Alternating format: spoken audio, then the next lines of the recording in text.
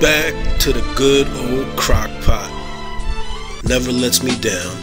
Pretty much my best friend in the kitchen.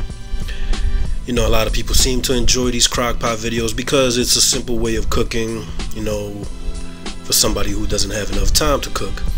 Well, here are the ingredients for this recipe.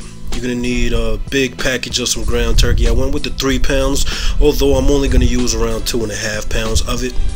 Some yellow mustard, some ketchup, some liquid smoke, a package of one of those onion soup recipe mixes slash dip mixes. You know what they are. They're pretty cheap. You find them in any supermarket. Half a cup of some brown rice and 2 eggs. Now, you can go ahead and go with white rice if you want, but I don't have any, so I went with the brown rice. So my first step is going to be to pre-boil the brown rice. So I'm going to put it into some boiling water for only 10 to 12 minutes or 12 to 15 minutes. And you know, if you choose to use white rice, you can go ahead and omit this step. You don't have to do that. The reason is because I don't want the rice to be raw when the recipe is all done and finished. When this meatloaf is done, you don't have to worry about that with white rice. It cooks fairly quick. Alright, so as you see, I cut a little square out of that ground turkey. I'm going to make myself a post-workout burger with that. And we're just going to mix all the ingredients: the eggs, the rice, the ketchup, the liquid smoke, the mustard. As far as the ketchup goes, you want to use about ½ a cup, and then you're going to use a little bit more on top. I'll show you what I mean in a second.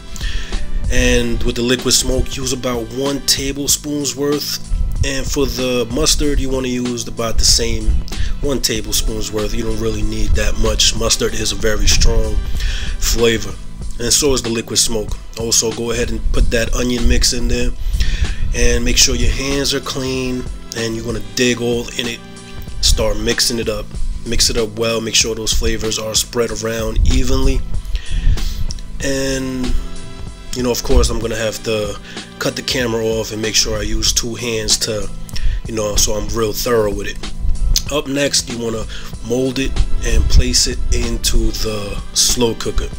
Now, that might be the most difficult part of this recipe, but it's not nothing that should take you longer than a couple of minutes. You want to get a nice mold and then place that ketchup, like I said, on top, and grab a spoon and spread it all around. Set it on high for around 5 hours, or you could put it on low for around 8 to 9 hours. So this will be perfect for somebody who doesn't want to cook when they get home from work. You just make it in the morning, go to work and come back, and you don't got to do no cooking. It's nice and ready for you, ready to be devoured.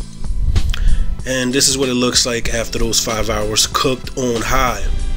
It's ready to be eaten, and in a second I'll show you my plate. The slices don't come out perfectly because you're digging it out of the crock pot, and on the ends of the crock pot, it's a oval type of shape. So nevertheless, this is what it looks like on my plate. I chose to have it with some chipotle mashed potatoes, which are banging. Hope you enjoy. Like, comment, share. Y'all hold it down.